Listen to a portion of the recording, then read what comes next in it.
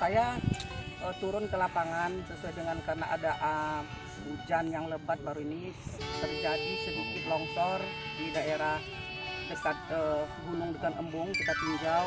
Tentunya juga dari curahan air yang begitu deras sehingga bisa merusak sawah persawahan karena yang datang curahan hujan itu bukan saja air tapi bercampur dengan lumpur.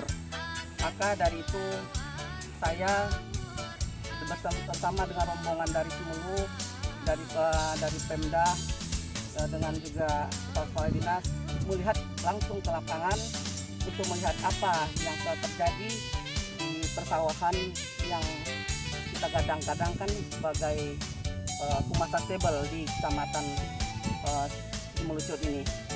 Maka dari tadi penyampaian dari Bapak Samad apa yang terjadi itu kita lihat sendiri bahwa sawah ini bercampur lumpur.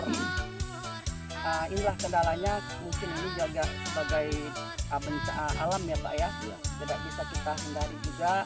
Tapi untuk Humas Sustainable tidak ada kendala Pak, tetap berjalan ya Pak ya, tetap berjalan. Kita harapkan apa yang diharapkan oleh pemerintah daerah dan seluruh masyarakat di Melucut dapat terlaksana. Humas Sustainable ini semoga ke depan bisa menjadi swasembada beras yang sebagai contoh di Kecamatan Melucut dan juga kita harapkan juga ke kecamatan lain seperti Amaraku itu langsung saya.